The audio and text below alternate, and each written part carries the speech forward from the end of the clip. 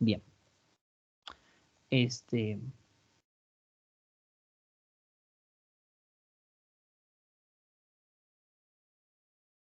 terrible, ya empezamos mal.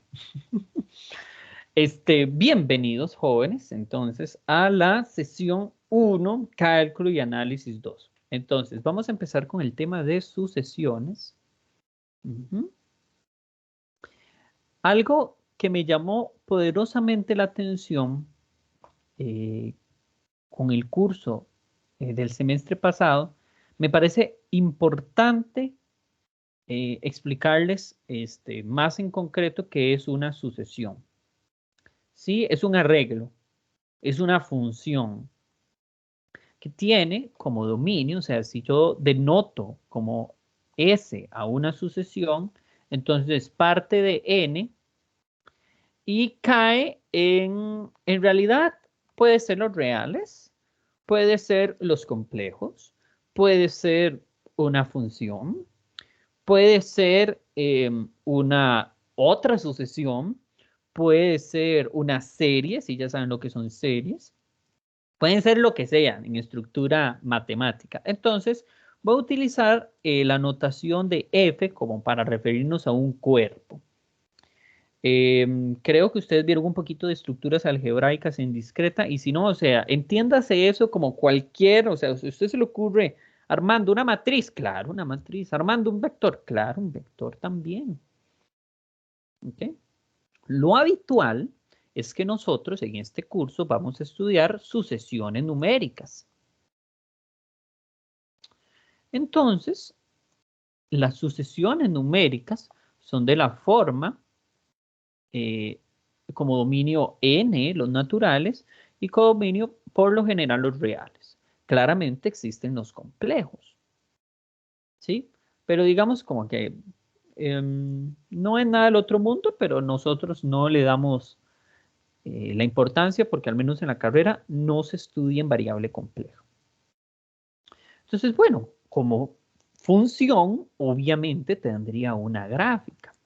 ¿Qué gráfica sería? Entonces, bueno, de que yo tengo aquí el punto 1, el 2, el 3, el 4. ¿Sí? Entonces, en el eje X va pegando brinquitos de uno en uno.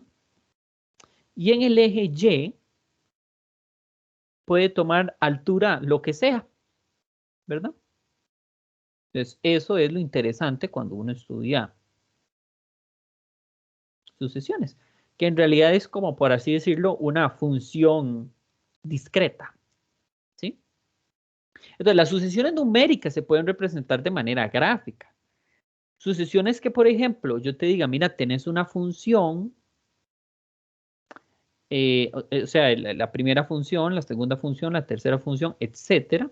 Eso puede ser una sucesión de funciones. De repente no podría tener una representación gráfica así tan explícita. Hay otras formas implícitas, pero bueno, depende de los ejercicios.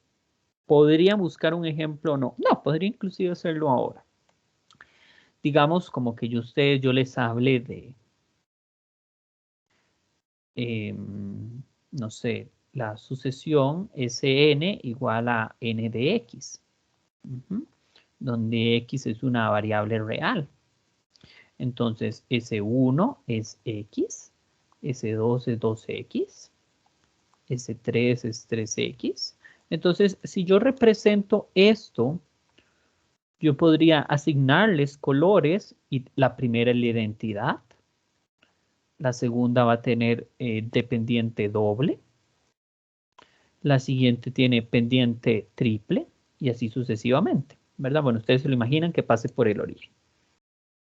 Entonces, si yo identifico que esta es la primera, esta es la segunda, esta es la tercera, yo puedo conjeturar, darme la idea de que lo que va a hacer es que va a tender a hacerse una recta vertical.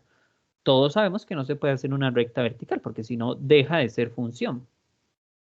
¿Sí? Pero o sea, a lo que aspira es a la recta, digamos, x igual 0.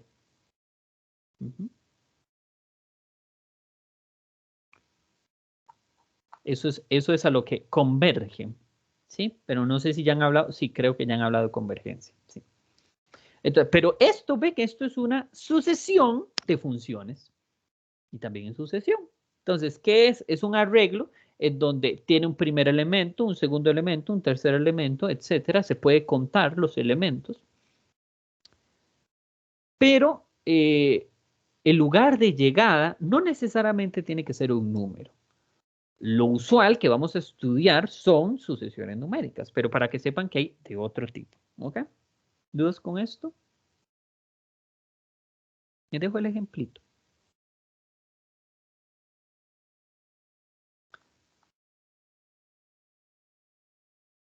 Voy a ponerles aquí, sucesión de funciones. Pero este es un microejemplo, ¿verdad? Que, como para que sepan de la existencia de eso. Bien. Ok. Sucesión de funciones. Listo. Importante, muchachos. ¿Cuántos elementos tiene una sucesión? Infinitos. ¿Cuántos infinitos? El mismo número de infinitos que los naturales. ¿Alguno de ustedes ha llevado teoría de grupos? El módulo, no, el curso este, sí, el optativo. ¿Sí? ¿No? ¿Ni idea? No, yo no. Está bien. En teoría de grupos se ve que, por ejemplo, la cantidad de números que tienen los naturales no es la misma cantidad de números que tiene los reales.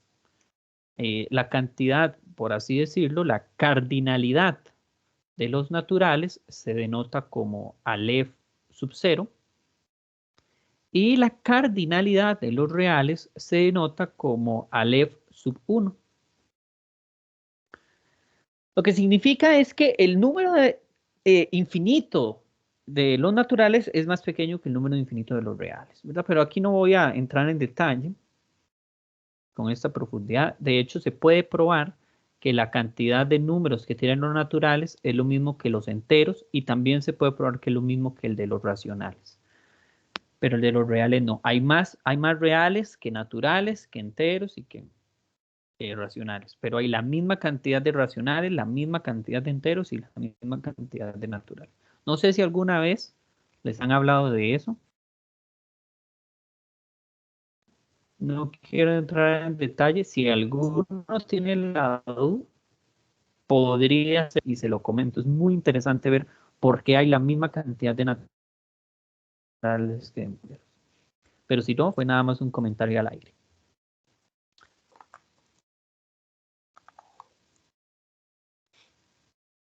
Entonces, vuelvo e insisto, la cantidad de elementos que tiene una sucesión son reales, perdón, infinitos. ¿Cuántos? Los infinitos de los naturales. O sea, 0, 1, 2, 3, 4, bueno, si quieres incluir el 0, lo incluyes, si quieres, no. O depende del escenario en el que estemos. Una sucesión, un arreglo, dominio natural, ámbito, dominio, como le quieras llamar, reales. Bien. Bueno, entonces vamos a hacer un pequeño ejemplo. Lo interesante en sucesiones es que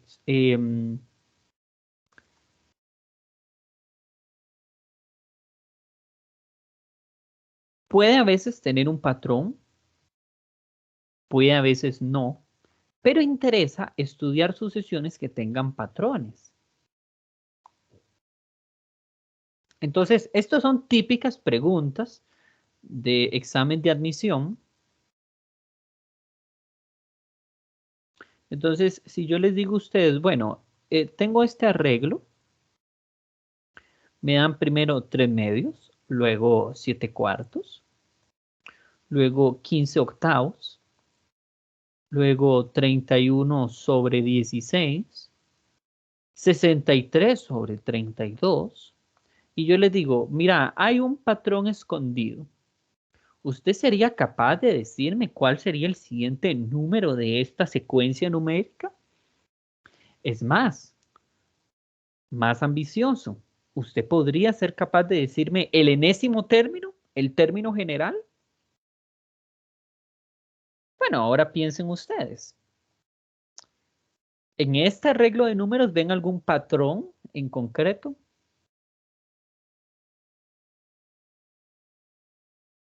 ¿Qué tal? En la Sí. parte de abajo, ¿Sí? bueno, en la parte de abajo es una exponencial del 2. O sea, 2 a la n. 2 a la... ¿Tienes razón?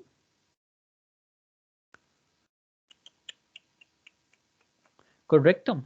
Correcto, mi estimado Esteban. Entonces, bueno, podemos decir en el denominador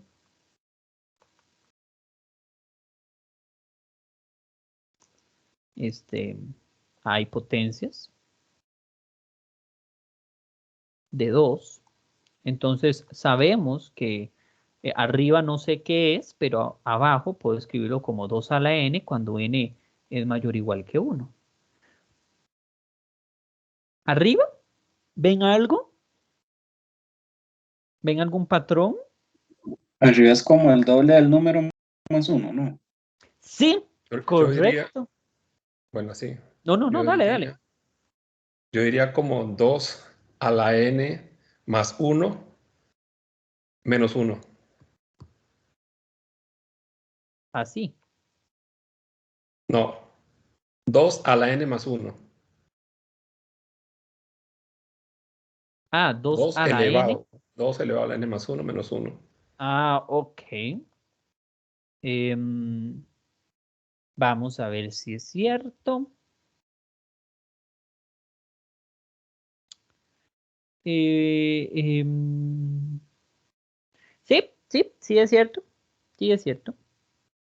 Que de hecho no se escapa con lo que dijo Toño, porque Toño lo que dijo fue el doble del de abajo, que el doble del de abajo. Entonces vamos a redactarlo. En el numerador es el doble que el denominador menos una unidad. Y entonces, ¿qué pasa cuando yo hago el doble del denominador? Es 2 por 2n y a ese resultado le resto 1. Pero bueno, por reglas de potencia se mantiene la base, se suman los exponentes y entonces me queda 2 a la n menos 1 menos 1. Entonces, ambos de acuerdo. Entonces ya tengo el patrón listo. El enésimo término.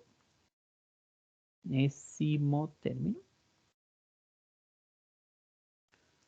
Es 2 a la n más 1 menos 1 dividido sobre 2 a la n.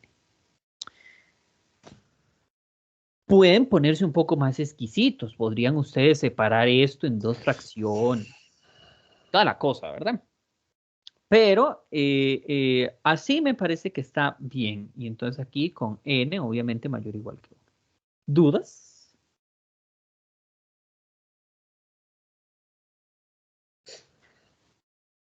Ok, esta parte, muchachos, es fundamental porque de hecho en séptimo, si no me equivoco, se ven sucesiones y es parte de que los chicos identifiquen patrones. Por lo general son como muy usuales de solo sumas y multiplicaciones, pero bueno, es importante que nosotros entrenemos ese ojo. Ahora, imagínense que yo le doy este arreglo. 0, 8, 0, 8, 0, 8.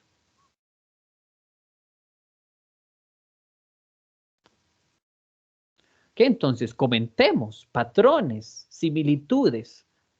¿Qué podríamos encontrar en esa sucesión?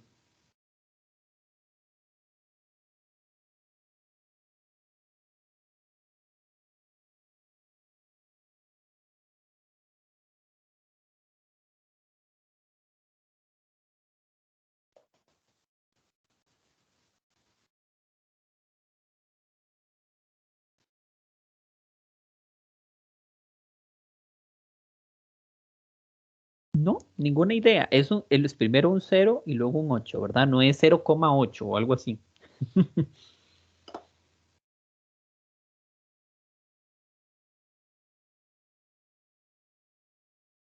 O lo ven. Muy sencillo, tal vez. Bueno, no sé qué tan bueno sea lo que voy a decir, pero se puede decir que cuando son pares pongo 0 y cuando son impares pongo 8. Ok, perfecto, Toño. Esa idea, de hecho, es maravillosa. Entonces, ¿cómo podríamos de repente redactar eso? Ok, escribámoslo así en prosa. En las posiciones impares, la sucesión vale 0. Y en las pares, vale 8. ¿Cómo podría redactar eso? Bueno, el enésimo término, si llamamos a sub n a la sucesión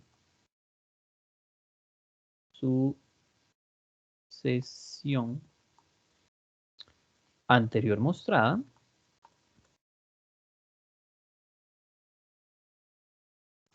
entonces el enésimo término, que sería a sub n, podríamos representarlo como una función por partes. 0 si qué, si n es par. 8 si n es impar. Y eso es completamente válido.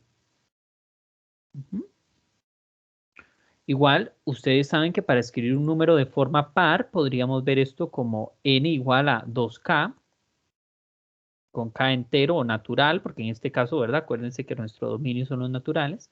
Y aquí podríamos verlo como 2k más 1, con k también en los naturales. Y de hecho, podríamos tomar el mismo natural, el mismo k, perdón,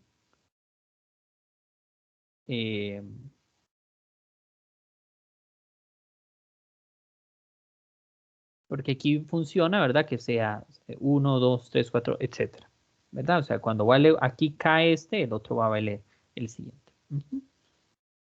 Entonces es una forma completamente válida. ¿Sí? ¿Dudas?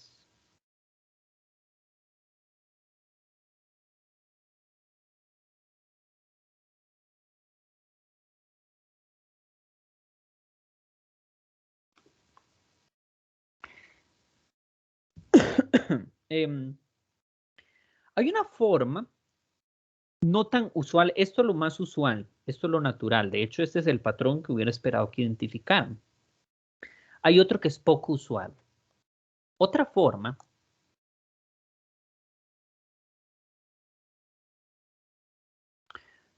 más elegante, llamémoslo, es notar que la sucesión es oscilante entre dos valores.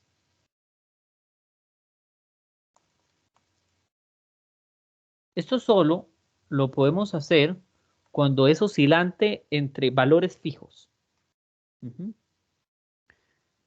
O sea, que es constante en determinadas zonas, qué sé yo, solo los impares y los pares, o solo los primeros múltiplos de 3, los segundos múltiplos de 3, etc. Entonces, lo que les voy a decir es que lo usual es utilizar funciones trigonométricas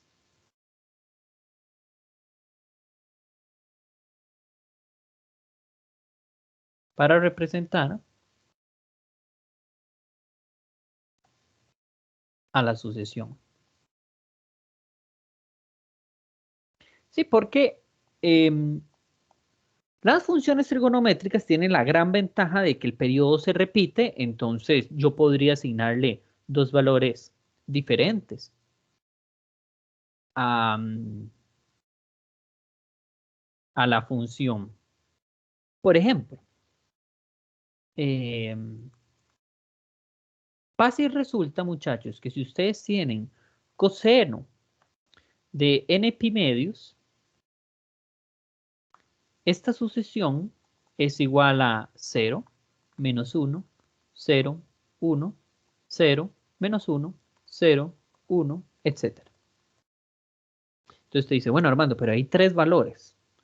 Bueno, pero ¿podría yo arreglar ese problemita si yo lo elevo al cuadrado? Si yo lo elevo al cuadrado, entonces coseno al cuadrado de n pi medios sería 0, 1, 0, 1, etc. Entonces dice, ah, ya está, porque entonces lo único que necesito es multiplicarle por un 8. Entonces si yo tengo 8 coseno al cuadrado de n pi medios, entonces me queda 0, 8, 0, 8, etc. O sea, este es el enésimo término.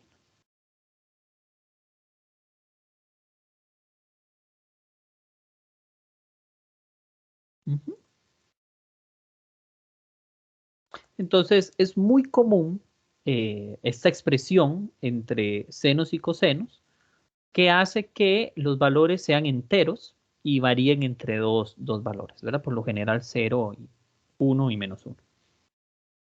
También podríamos buscar que varía solo entre menos 1 y 1, etc. Más complejas que estas, muchachos, que varían entre dos valores, entonces uno lo que hace es hacer una combinación entre suma de cosenos y suma de senos. Pero ya eso es un poco más avanzado porque tiene que ver con un poquito de series de Fourier. Entonces, en realidad no voy a entrar a detalle con eso. Así que no importa. Lo importante es como para que vean otra alternativa. Es muy usual utilizar las funciones trigonométricas para eso. ¿Dudas?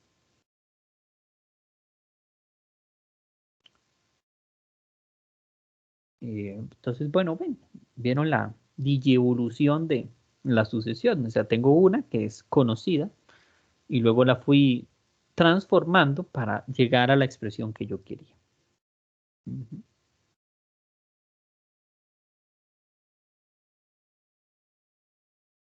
Bien. Entonces, importante identificar patrones a la hora de las sucesiones. ¿Qué otro detalle es importante a la hora de lo que estudiamos sucesiones?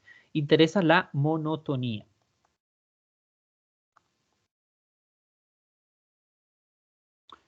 Sí, es un término en el cual ustedes deberían estar familiarizados, porque bueno, primero, si no me equivoco, en las fundas deberían ver, no, y en discreta también, funciones, que significa que una función sea creciente o decreciente.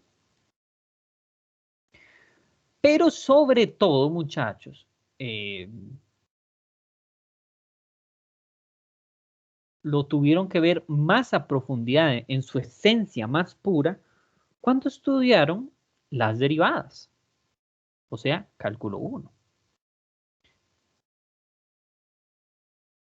¿Sí? Porque esto me va a ayudar a predecir el comportamiento de la sucesión. Y no sé si ya vieron el criterio de convergencia de las sucesiones, que para garantizar convergencia en una de las sucesiones, parte importante es saber si la sucesión es monótona. Es decir, si crece o decrece.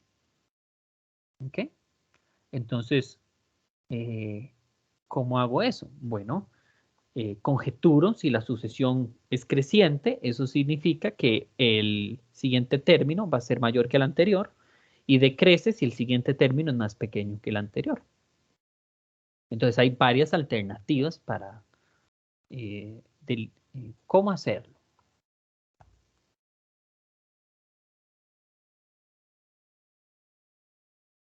Bueno, usted agarre el término siguiente, divídalo entre el término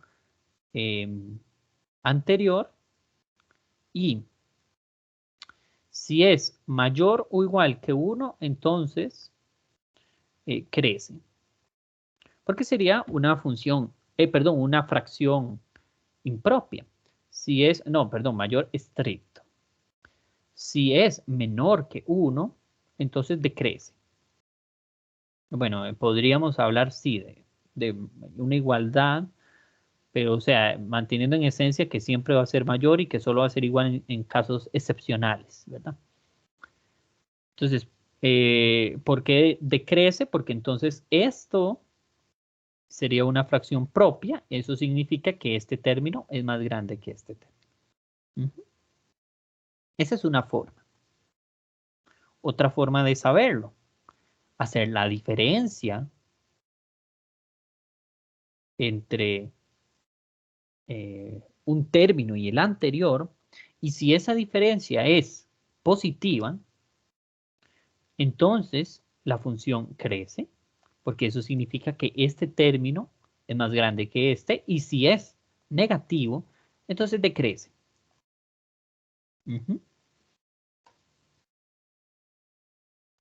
¿Y cuál es el otro criterio? Pues el otro criterio, muchachos, es calcular la derivada de la sucesión. O, perdón, tal vez la prima no se aprecia.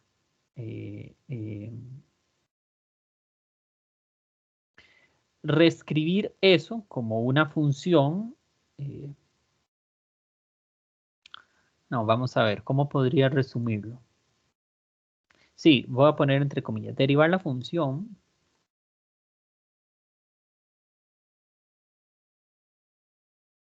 derivar la sucesión y utilizar criterio de la primera derivada.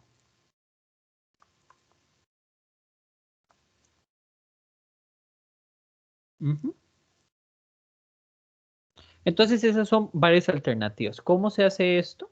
Esto lo que usted hace es, bueno, tengo una función, reescribo una función f de x, tal que el a sub n sea igual a f de n, y entonces esta función es la que derivo, y a partir de eso utilizo criterio de primera derivada, ¿verdad?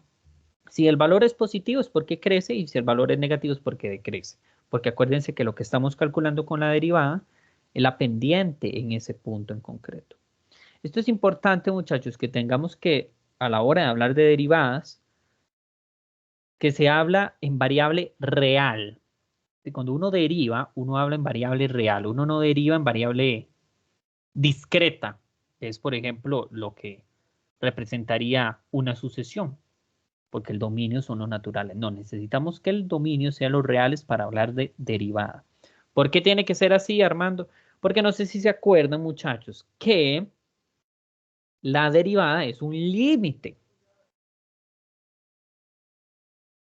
¿Y qué, Armando? Bueno, que cuando uno habla de límite, uno habla de una frontera, que es que los términos que están cercanos al punto donde yo me estoy acercando tienen exactamente el mismo comportamiento. Entonces yo no puedo hablar de valores cercanos cuando la distancia entre uno y el otro siempre es 1. Entonces por eso uno tiene que hablar de derivadas. ¿Ok? Eso es importante como para que lo tengan en cuenta. O sea, bueno, pueden saber la justificación o no, se los transmito para que sepan por qué es. Pero tienen que hacerlo así. Si lo que hacen es que derivan esta, o sea, a sub n de una vez, está malo. Usted no puede derivar una variable discreta. ¿De acuerdo? Aunque va a funcionar, muchachos. Pero la justificación estaría mal. ¿De acuerdo? ¿Dudas hasta ahora de cómo fue que, cómo saber? Bueno, no he resuelto ningún ejercicio.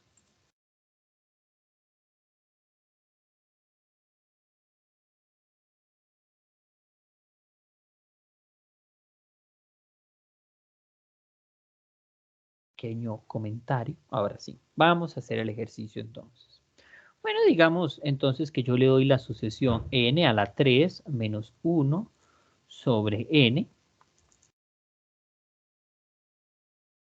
Entonces,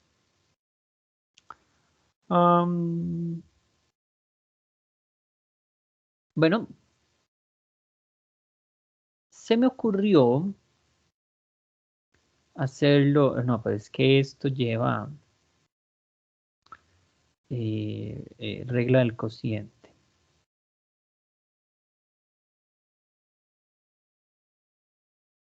Yo creo que sí. Vamos a utilizar por 3. Entonces usted dice, Yo lo había hecho por 1. No, por 2, pero vamos a ver si por 3 sale más sencillo deducible. Entonces, ¿cómo usted lo redacta? Usted dice, sea f una función, vamos a poner de R a R,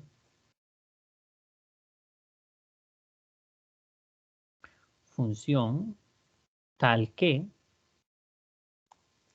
f de n sea igual a n a la 3 menos 1 sobre n, con L en los naturales. Entonces, f' de x sería igual a, esto es una regla del cociente, entonces acuérdense que implícitamente lo que estoy escribiendo aquí es que f de x es igual a x a la 3 menos 1 sobre x. Entonces, esta es la que vamos a derivar. A la hora de derivar esto, recordemos, regla del cociente, la primera derivada, que es 3x cuadrado, por la segunda sin derivar, menos la primera derivada, la primera sin derivar por la segunda derivada, dividido entre la segunda al cuadrado. Entonces, bueno, aquí me va a quedar 3x a la 3 menos x a la 3 menos 1. X al cuadrado. Y aquí me va a quedar, muchachos, 2x a la 3 menos 1 sobre x al cuadrado.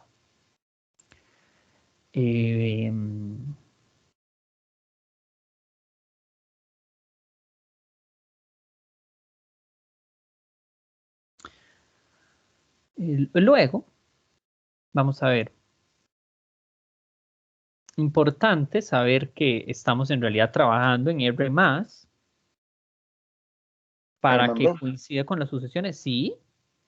creo que se te comió menos. Ay, muchas gracias. Sí. Gracias, Esteban. Ok, entonces, ¿qué? ¿Ustedes qué me dicen? Esto es recontrapositivo. X, como estamos trabajando y son los reales positivos, x a la 3 va a seguir siendo positivo. Por 2 positivo, más 1 positivo. Entonces, esta expresión es mayor que 0.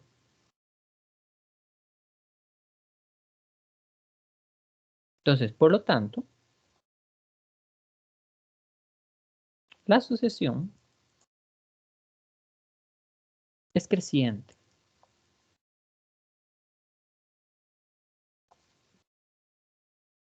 ¿Dudas?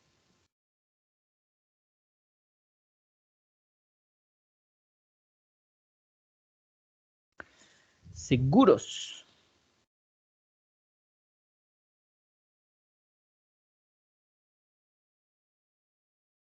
Bueno.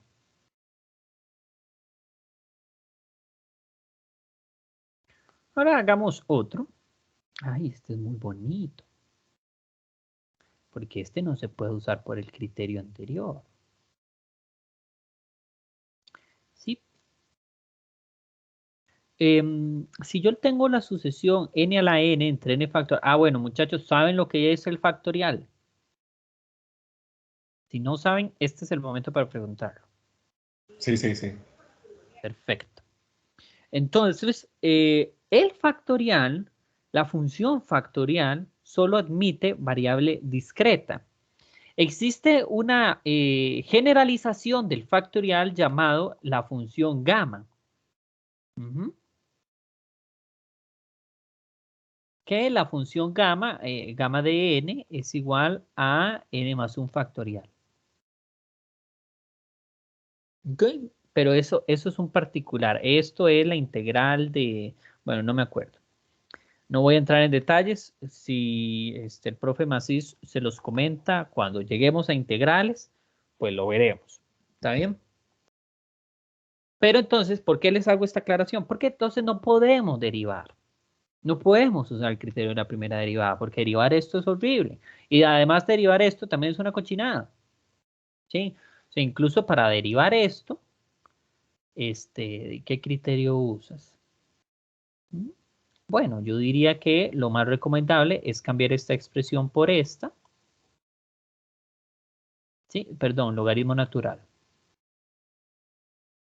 Y entonces usted dice, ah, claro, es esta misma. Y luego regla de la cadena. Pero esto es un dolor. Esto es un dolor, si derivo, ¿verdad? Bueno, aquí es, digamos, hago el uso incorrecto, ¿verdad? Pero esto está fatal. Esto no lo puedo hacer. Esto es espantoso porque aquí tras de todo hay una regla del producto, entonces es muy tedioso. O sea, no recomiendo entonces para este tipo utilizar la regla de la primera derivada.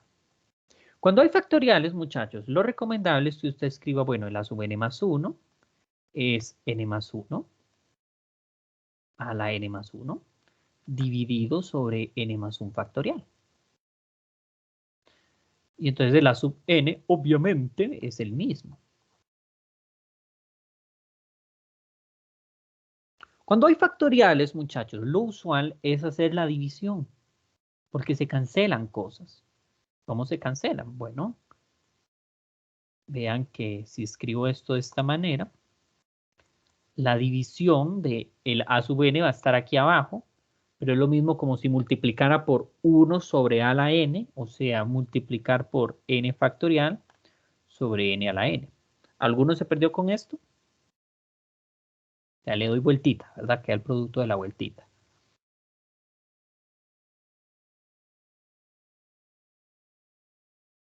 Bueno, si yo quiero cancelar el n más 1 factorial con el n factorial, recordemos que la propiedad del factorial es que yo puedo escribir esto de esta manera.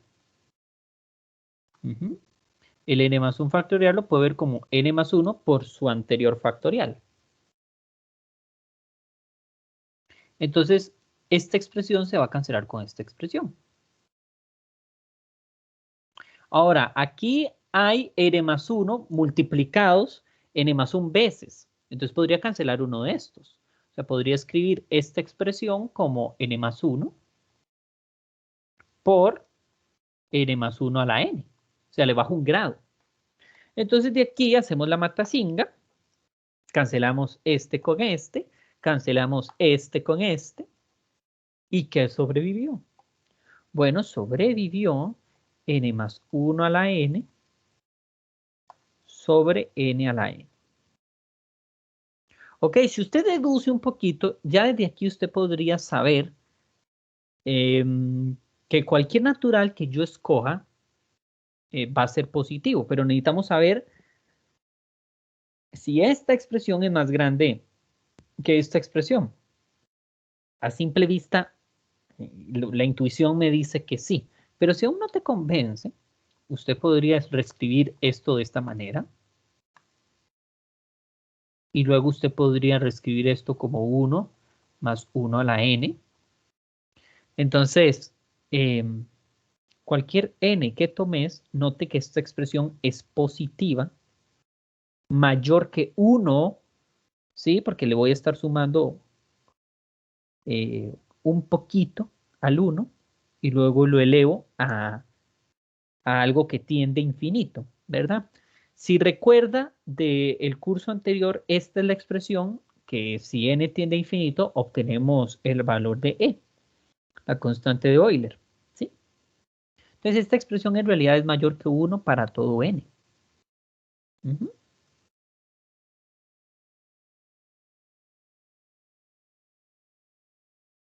Sí, no da 1, ¿verdad?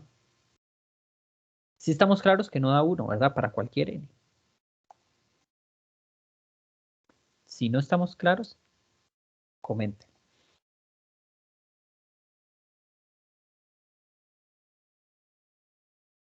Ok, Willas, entonces, ¿cuál fue la cadena de esto? ¿Qué concluimos? ¿Qué conclusión? Conclusión. Bueno, el a sub n más 1 dividido sobre a sub n es mayor que 1. O sea, a sub n más 1 es mayor que a sub n, pasando a multiplicar. O sea, la sucesión es creciente.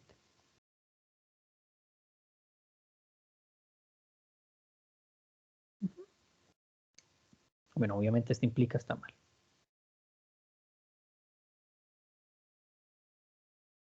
¿Dudas?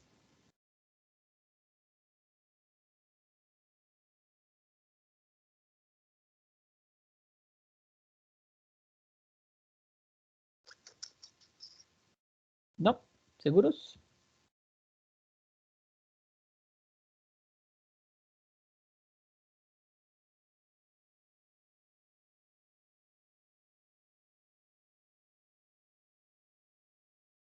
Bien, muchachos, entonces, como les decía, parte fundamental de esto, el estudio de sucesiones, es también saber si las funciones crecen o decrecen. Hay funciones que son oscilantes. Las más usuales son las trigonométricas, pero no nos dejemos engañar, porque hay funciones que parecen oscilantes por ser trigonométricas, pero en realidad son constantes. El mejor test que usted puede hacer, muchachos, es agarrar la calculadora y ver si los valores van creciendo o van decreciendo. O no olvidemos, Willas, que al fin y al cabo estamos trabajando con funciones en variable discreta. Entonces, grafique la función, grafique esto en variable x. Lo que hace el GeoGebra, por ejemplo, cuando usted le pone x factorial, él utiliza la función gamma. Entonces, usted puede ver el comportamiento de la función. Probablemente si yo ponía esto en GeoGebra, me iba a tirar algo así para arribita. Entonces podía yo conjeturar que es creciente, pero solo conjeturar, no es como que voy a decir, no vea, es que el GeoGebra me dice que es que crece. No, tienes que redactarlo, tienes que formalizarlo. ¿Sí? El software puede decir misa. Es una buena herramienta para darme una idea, pero no lo pruebo. Ok, ¿qué más? ¿Qué más interesa? Interesa acotamiento de sucesiones. ¿Sí? De hecho, esos son los dos ingredientes más importantes de una sucesión numérica. Ver si es monótona y ver si es acotada. Y garantizando eso, la convergencia es así automática. Entonces, vamos a definir una sucesión. Dios mío, pero ¿qué me pasa? ¿Qué es esta dislexia? X sub n más 1 como 3 más 2 x a la n sobre 4. Y el primer término es 1. Ah, bueno, Willas, yo me imagino que lo habrán visto con el profe David. Hay dos formas, bueno, tres, digamos, de la representación explícita, que es así. ¿Sí? O sea, yo te digo cuáles son los números. La representación en su término a sub n, ¿sí? De aquí nada más yo te digo cuál es el a sub n.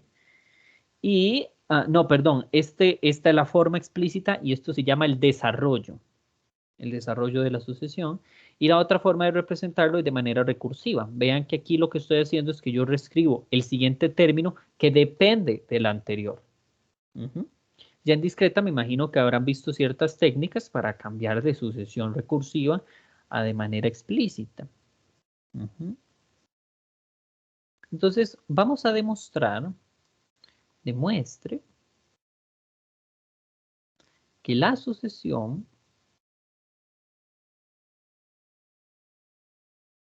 está acotada superiormente por 3 medios. Qué interesante. Bueno, ¿cómo hago eso? Lo usual, cuando uno quiere probar que algo está acotado, es utilizar inducción matemática. Recuerden, muchachos, que el principio de inducción matemática funciona como por efecto dominó. Entonces, digamos que la prueba sería prueba por inducción.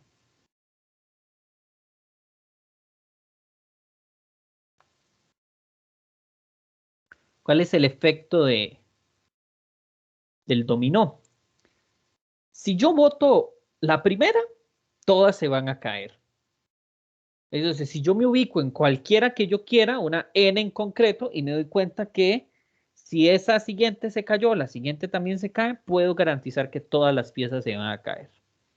Y es una hilera infinita de piezas de dominó. Qué maravilloso, ¿no? O sea, no tengo que probar las infinitas piezas. Solo tengo que probar que la primera se cae y que una en general, si la anterior se cae, también la siguiente, entonces se caen todas. Una divinura de resultado. Entonces, ¿cuál es el modus operandi de inducción? Bueno, para la primera pieza, probemos que esta sucesión está acotada superiormente por 3 medios. Entonces, x sub 1 es 1. Y eso es más pequeñito que 1,5, que es 3 medios, ¿verdad? O sea, funciona para la primera. Entonces, la siguiente viene la parte interesante, la hipótesis inductiva.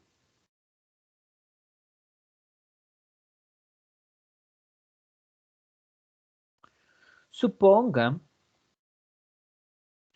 que el término general xn es menor que 3 medios. Entonces, falta probar que el siguiente término, el x sub n más 1, también es menor que 3 medios y se usa principio de inducción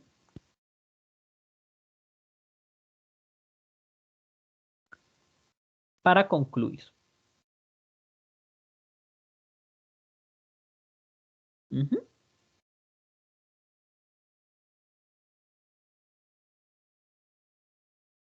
Bueno, partamos entonces de x sub n más 1. No, mentira, no partamos de eso. Vamos a construirlo. ¿Por qué? Porque usted dice, bueno, el término xn es menor que 3 medios. Eso significa entonces que 2 veces xn va a ser más pequeñito que 3. Y eso significa que si yo le sumo 3 a ambos lados, también se va a mantener la desigualdad, ¿no? Y si yo divido entre 4,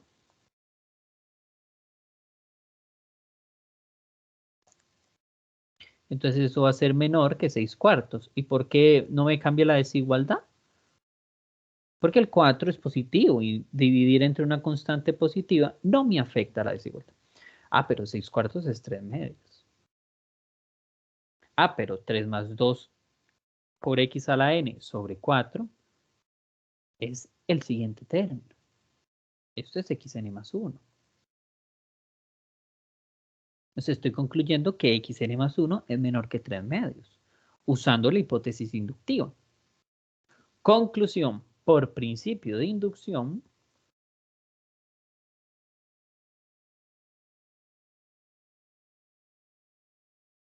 entonces, x sub n es menor que 3 medios para todo n en los naturales. ¿Dudas?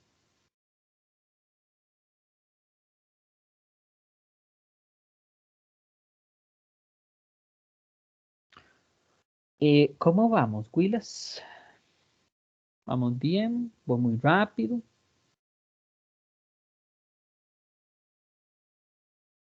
Por mí, todo bien, Armando. Excelente.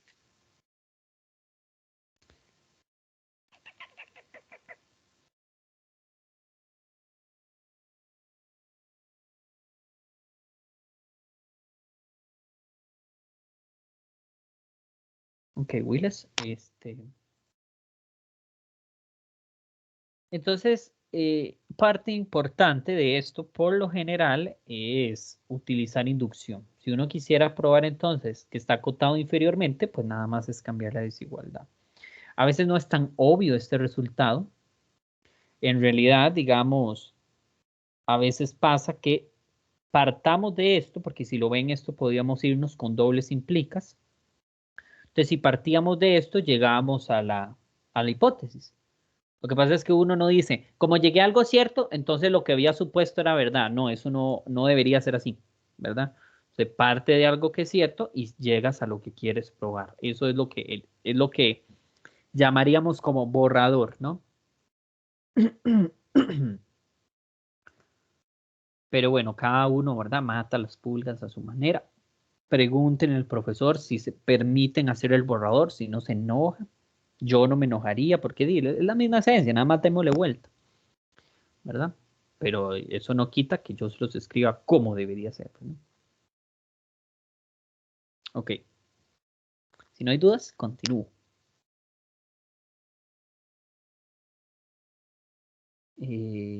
Ok, para finalizar, rápido. Vamos a hacer unos 3 ejercicios de lo que me parece es de las partes en donde ya entramos con aspectos muy técnicos. Vamos a tener que recordar la definición formal de límite.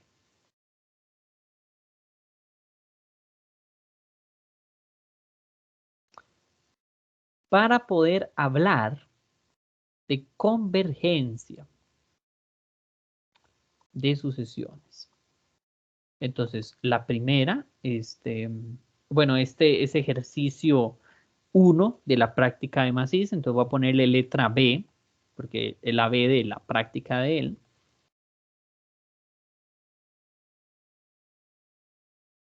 Límite cuando n tiende a infinito de 3 raíz de n sobre 4 raíz de n más 2 igual a 3/4.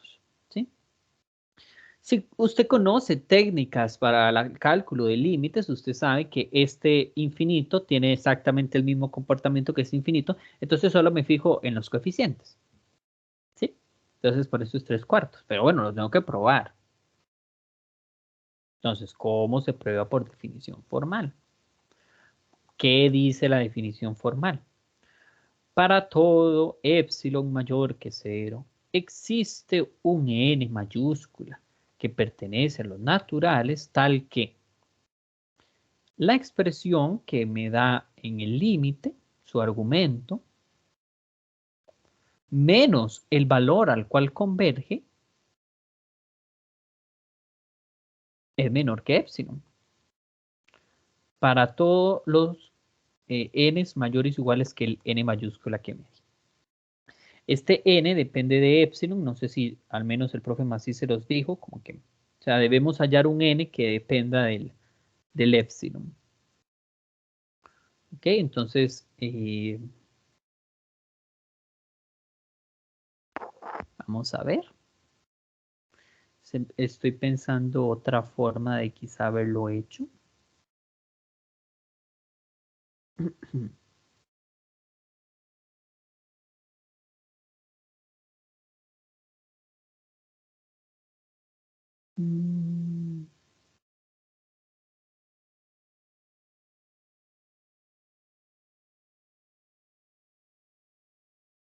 No, no importa. Lo voy a hacer de la manera como se lo dije y en la otra sí lo hice de la otra forma. Bueno, entonces, como queremos probar toda esta expresión, para probar un para todo, empezamos con uno muy genérico. Sea epsilon mayor que 0, arbitrario. Ahora vamos a decir que, vamos a suponer que esta expresión es menor que epsilon.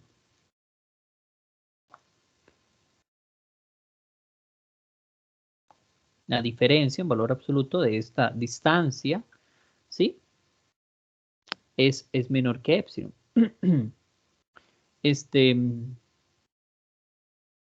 Perdón, Willas, si esto es un concepto que hay que masticar mucho, el concepto de definición formal, o sea, cuando lávense las manos, en los 15-20 segundos que tiene que durar lavándose las manos, es lo que usted dura recitando la definición formal para todo epsilon mayor que 0, existe un delta, bla, bla, ¿verdad? Entonces, es lo mismo, en esencia es lo mismo. De hecho, si ustedes recuerdan, es prácticamente como la misma definición de el límite cuando tiende a infinito en variable real. En esencia, lo que estamos haciendo es cuando yo mido la distancia y quiero saber qué tan cerca está esto de lo otro, yo digo, no importa la distancia que tú tomes, tú siempre podrás decir que esto va a ser menor a la distancia que me diste. Entonces, como es un para todo, uno dice, pero si es un para todo, yo podría decirte, para 0.000001, ¿podrías encontrarme un natural que esta diferencia sea más pequeña? Claro que puedo. Entonces, ahí es esa esencia en donde uno dice, está demasiado pegado, demasiado pegado. Pero es algo que hay que masticar y darle y explicarlo para poder entenderlo. Entonces, bueno, si yo quiero ver que esto en realidad es menor que epsilon, bueno, reescribamos esto por resta de fracciones, 4 por 3, 12. 3 por 4, 12. 3 por 2, 6. Y abajo me queda 4 por 4 raíz de n más 2. Estos dos se cancelan.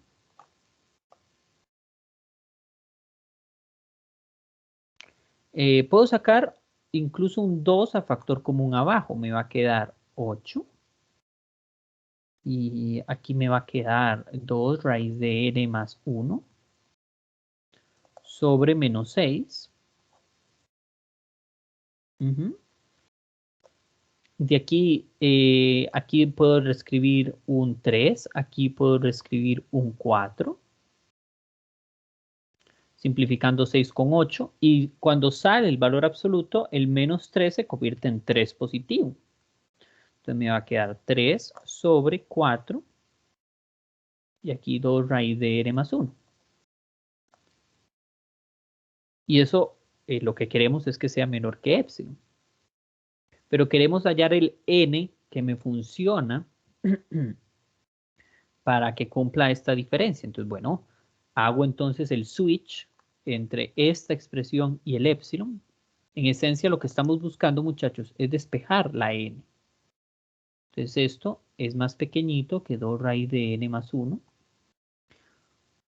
Y busco despejar el n. Entonces, esto me va a quedar 3 cuartos sobre epsilon menos 1, menor que 2 raíz de n. Puedo pasar el 2 a dividir.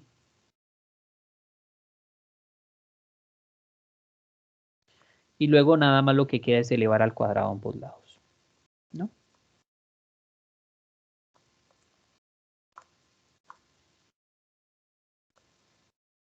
Entonces, si yo logro tomar este n que sea más grande que este número real, yo puedo irme y devolverme para llegar a este resultado. Entonces usted dice, basta tomar n más grande que esta expresión, 3 sobre 8 epsilon menos 1 medio, mayor que 2, ¿para qué? Para garantizar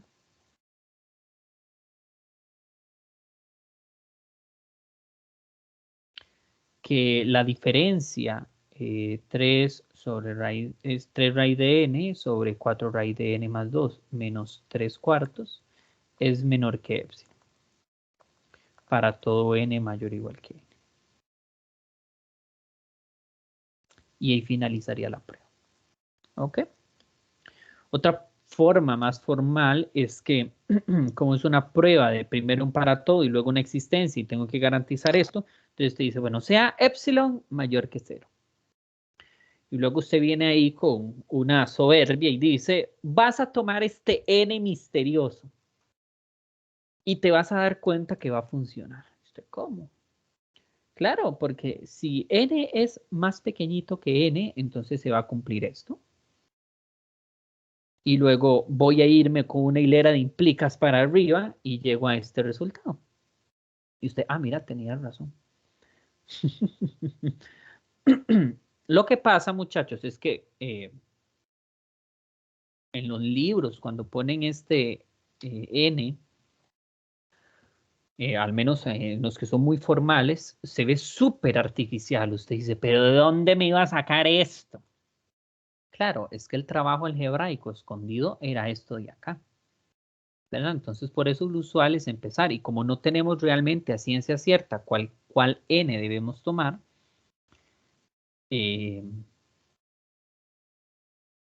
por eso no sabíamos que podía tener esta forma. Incluso, muchachos, para que sepan, puedo tomar una expresión que sea más pequeña que esta. Por ejemplo, puede ser esta dividido entre 2. Y también va a funcionar. Porque lo único que hago es que lo acoto por la que sí me sirve y ya está. ¿Sí? O sea, la existencia no es única. Aquí no es existe un único. ¿Verdad? Nada más tienes que ser capaz de encontrarme un natural que sea más grande o una expresión en concreto. Y lo importante para que sepan esto, muchachos, es que entonces eso significa que a la hora de las existencias, si un compañero encontró que esta expresión era diferente a la que yo encontré, no necesariamente es malo. Lo que justifica es este paso algebraico de ver que, en efecto, esta diferencia es más pequeñita que epsilon. ¿Ok? ¿Dudas?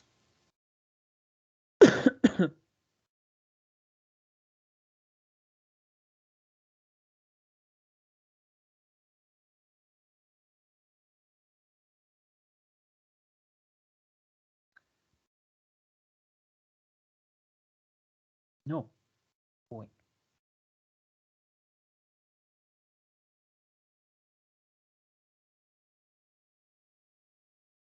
Seguros que no.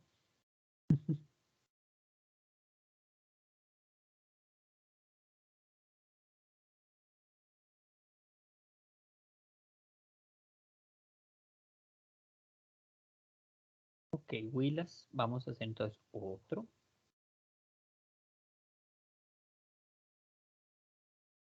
Entonces, de una manera muy similar, podemos resolver el anterior desde otra estrategia, por definición formal. No perdamos de esencia que lo que queremos probar es que para todo epsilon mayor que 0 existe un n que pertenece a los naturales, de manera que la diferencia entre esta expresión es menor que epsilon para todo n mayor o igual que el n mayúscula. Bueno, sea epsilon mayor que 0 y suponga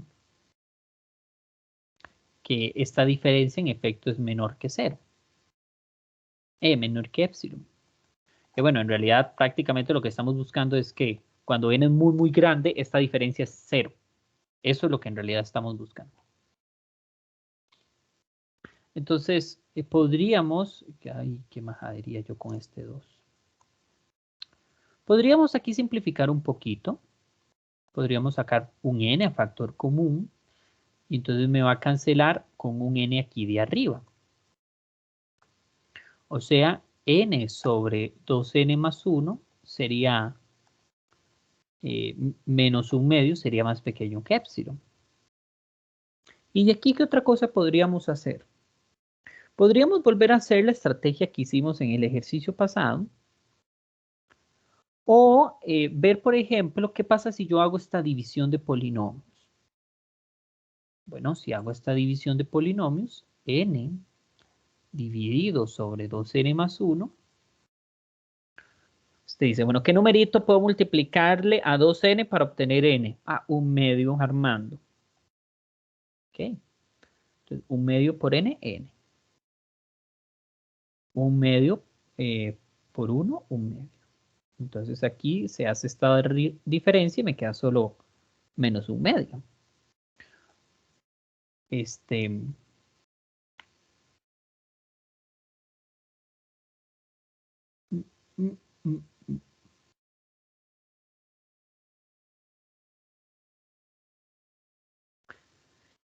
No me está calzando. Ah, sí, sí me está calzando.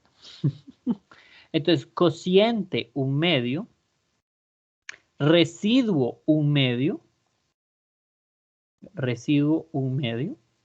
menos 1/2, perdón, dividido entre el divisor. ¿Sí? O sea, algoritmo de Euclides, ¿no, muchachos? O el algoritmo de la división. Entonces, por división de polinomios, esto es igual que esta expresión de acá.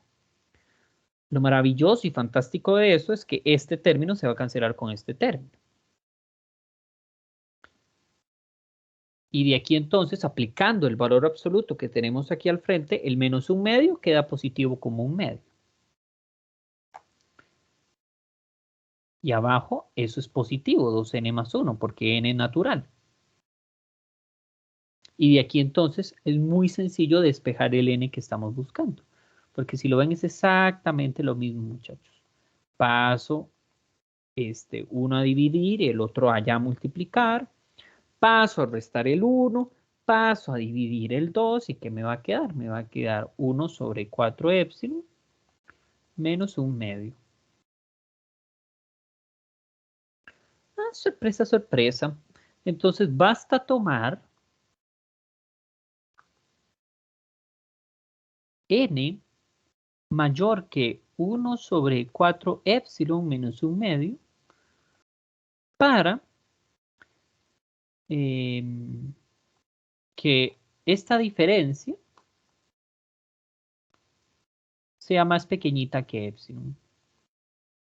Para todo n mayor o igual que n. Lo que me garantiza, ¿verdad, muchachos? La existencia de este natural, recordemos, es la propiedad arquimediana. Porque entonces aquí tendría un real y entonces eso me garantiza que cualquier real que tenga, luego aquí le multiplico un 1, que es el real que me sirve, y entonces garantizo que ahí va a estar el natural que me funciona. ¿Sí?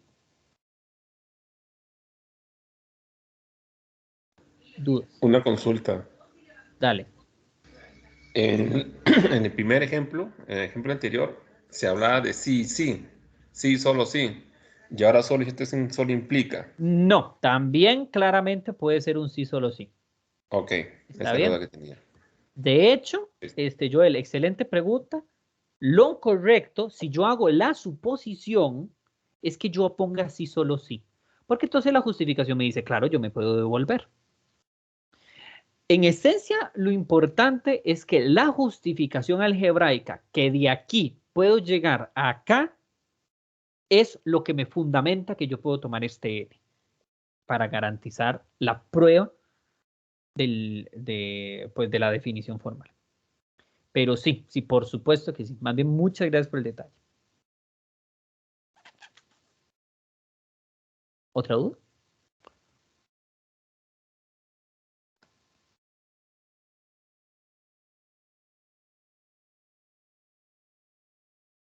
No.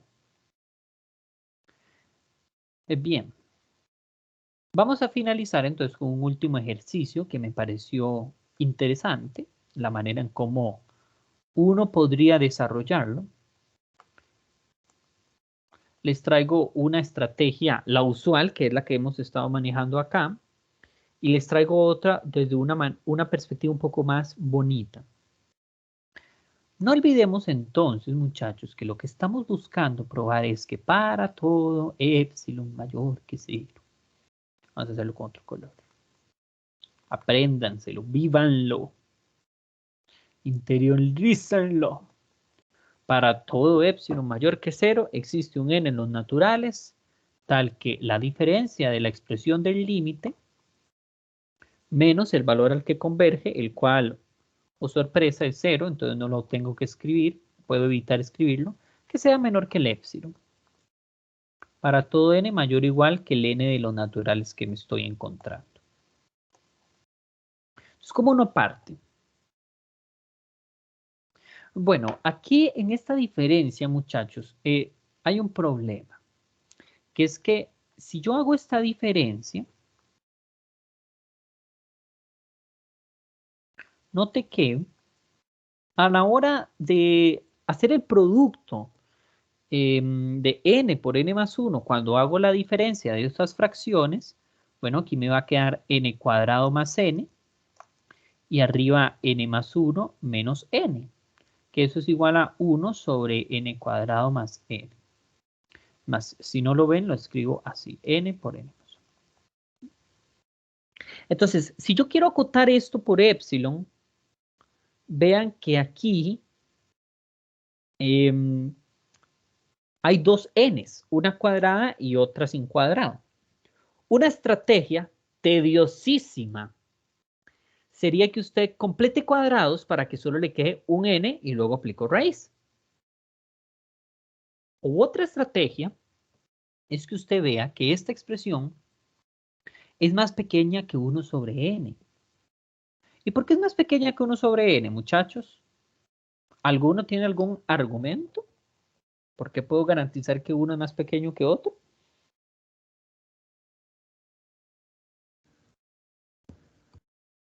Porque el denominador en n cuadrado más 2 más n es mayor que el denominador de n. Por consiguiente, se hace lo que indicas. Correcto, correcto. Este argumento a mí me da gracia porque cuando yo tenía un profesor que nos argumentaba eso, decían, es argumento de pizzería. Sí, porque si usted tiene una pizza y tiene más gente en otro lado, le va a tocar menos pedazos de pizza a las personas. Entonces, esto claramente es más pequeñito que esto otro. Y cuando nosotros le decíamos, profe, pero ¿cómo lo ponemos en el examen? Ah, póngalo así, argumento de pizzería. Entonces, argumento de pizzería. No se lo pongan a David. Está bien, pero para que sepan. Pero sí, yo, el correcto. Podía hacerlo por este o podía hacerlo por este otro. Podía hacerlo por este otro. Pero el que me funciona más ágil para la prueba sería solo acotarlo por este. Y entonces, viendo que esta expresión es más pequeñita que esta expresión, entonces yo podría decir, bueno, sea epsilon mayor que 0 y suponga que esta expresión que está acotada por esta expresión, o sea, 1 sobre n menos 1 sobre n más 1, la cual está acotada por el valor absoluto de 1 sobre n, está acotado por epsilon. Y entonces trabajo con esto. Trabajar con esto, muchachos, ¿qué voy a obtener? Voy a obtener que 1 sobre epsilon va a ser menor que n. Entonces de aquí queda muy sencillo, muy fácil ver que bastaría tomar que n mayor que 1 sobre epsilon garantiza que la diferencia de esas dos expresiones, 1 sobre n menos 1 sobre n más 1, es menor que epsilon. Para todo. Armando, ¿sí? tengo una consulta. Es que Dale, algo dale. que no me queda del todo claro y es cómo puedo asegurar yo que 1 sobre n sigue siendo menor que epsilon. Que 1 sobre n sigue siendo... No, lo estamos suponiendo. Ah, ok. Y entonces, claro, ahora la pregunta que tal vez usted le hace es, ¿cuándo lo supongo? Ok. No perdamos de vista que lo que queremos es acotar esto. ¿Sí? Entonces, la cuestión es que, te lo comento, que si hubieras empezado desde aquí, mira que al haber hecho esto te va a llegar a que esto es menor que epsilon. Entonces no puedes despejar epsilon. Perdón, no puedes despejar n de una manera sencilla, porque hubieras tenido que completar cuadrados. ¿Lo ves? Entonces lo que hago más bien es acotar esta expresión por otra expresión de una manera más sencilla en términos de n, y esa es la que acoto por epsilon. Porque entonces yo me voy por esta cadena. Yo digo, esto es más pequeñito que n. Por consecuencia, esto es más pequeñito que epsilon. Pero esto es más grande que esto. Conclusión, este es más grande, es más pequeño que este. ¿Sí más o menos lo viste? Ok, sí. Sí, yo sé, tal vez Y tiene eso, ese y sentido. disculpa, y eso Dale, nace Joel. también porque 1 entre n es mayor que 0 y e es mayor que Ujú. 0, ¿no? Entonces, Correcto. eso también permite hacer eso, ¿no? Las dos opciones son Correcto. positivas. Correcto. El tema aquí es que voy a tener la grabación. Es que a mí no me gusta probarlo así. Porque se ve muy artificial. Pero y lo tengo que probar así. Porque así es como lo han visto. ¿Saben? Pero lo formal es que usted diga, vamos, sea epsilon mayor que 0. Tome n más grande que esto. Sí, ¿cómo? Tome, sí, claro, mira, es que si tú empiezas desde aquí, escribes esto y luego empieza la cadena de implicas en donde vas a llegar que esto es menor que epsilon. Y entonces ahí sí se ve la formalidad y el camino correcto. El problema de esa otra prueba, que es lo que otros debaten, es que se ve súper artificial cuando tú tomas este n. Entonces, de alguna u otra manera, pues no está como la prueba perfecta ante los ojos de cualquiera. Porque por un lado se sacrifica aquí dónde, en qué momento yo tomo el epsilon. Dónde supongo que tiene que ser más pequeño. ¿Verdad? Pero igual aquí podría seguir acotando de repente por otras cosas, pero con esto bastaba para garantizar la prueba. ¿Sí? No sé si les quedó claro, si los confundí más. Es una prueba interesante. Es más, les traigo otra estrategia. Nada más se las iba a comentar, pero no sé si quieren que se las enseñe. Otra estrategia para demostrar esto también por definición formal. ¿Les parece? Les enseño otra forma.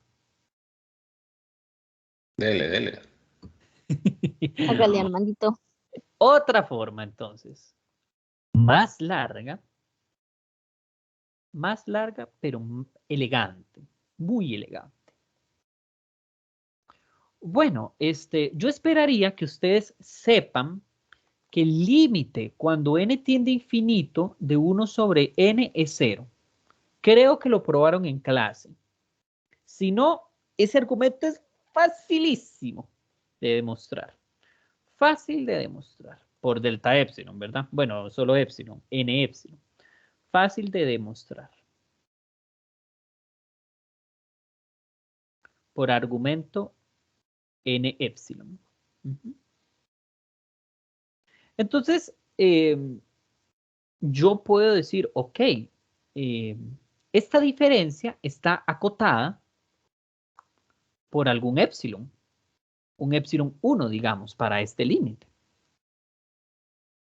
Para todo epsilon para todo epsilon 1 mayor que 0. Y este otro límite, el límite cuando n tiende a infinito de 1 sobre n más 1, también es igual a 0. El argumento, bueno, usted concluye que este elemento es igual a este otro elemento, en el sentido de que viven en la misma sucesión, entonces como uno está acotado por otro, o igual, lo puede argumentar por esta otra forma. Entonces, usted también es capaz de concluir que 1 sobre n más 1 es menor que otro epsilon.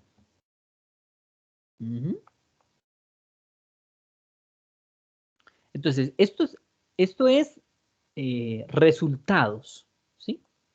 Entonces, resultados que podría utilizar. Esto no es parte de la prueba.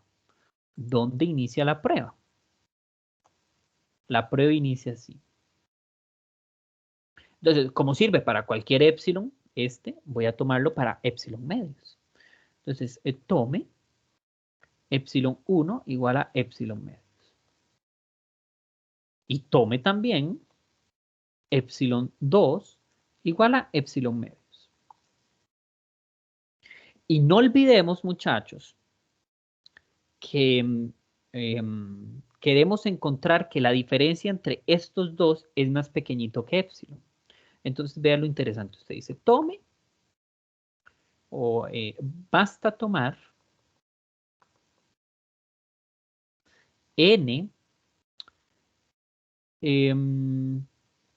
mayor que cualquiera de estos dos épsilons. Pero yo no sé cuál es más grande que qué, ¿verdad? Entonces usted dice, cualquiera de estos dos, el máximo, que justamente yo los estoy asignando como iguales, Entonces, si yo tomo esto, bueno, obviamente en la prueba tenía que empezar sea epsilon mayor que 0 arbitrario, porque si no, ¿dónde está la existencia de eso? Ojo, estos tres son completamente diferentes, pero son tan genéricos que yo los puedo tomar. Estos son de hipótesis, de resultados que ya son probados. El que quiero probar es este. Quiero probar que, ¿dónde está? Que este es menor que 0. Perdón, que la diferencia es igual a 0. Ok, entonces, 1 sobre n menos 1 sobre n más 1 es menor o igual 1 sobre n más menos 1 sobre n más 1. ¿Cuál es este argumento, muchachos? Esta separación de valor absoluto. Desigualdad triangular. Desigualdad triangular, correcto. Y este resultado es importantísimo, la desigualdad triangular. Desigualdad triangular. Y entonces usted dice, bueno, este está acotado por epsilon medios. Este está acotado por epsilon medios. Y su suma es epsilon. Conclusión, este está acotado por epsilon. ¿Está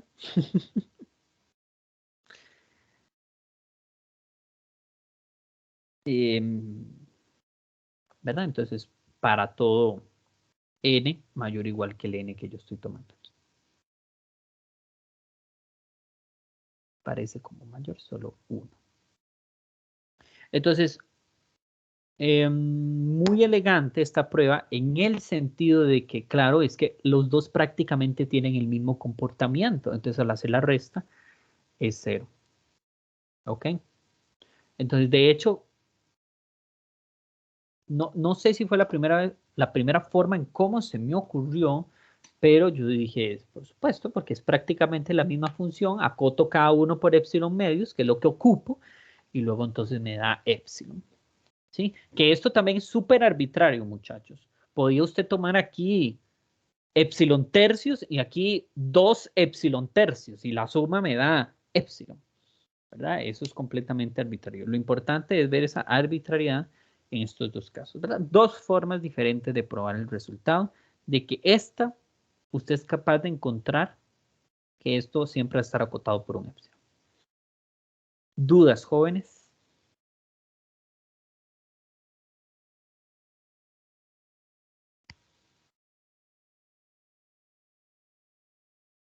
¿No?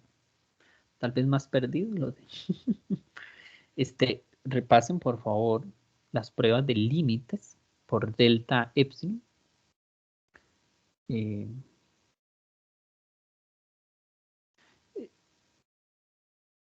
De repente, muchachos, la artificialidad desaparece cuando usted entiende en esencia por qué lo estamos haciendo como lo estamos haciendo. ¿Ok? Porque de alguna otra manera, si ustedes ven, hay un trabajo algebraico escondido detrás. Entonces, de ahí, pues, parte del hecho. ¿Ok?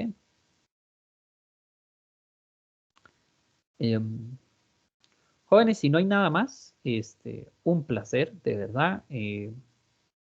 Algunos volver a verlos, aunque sea virtual.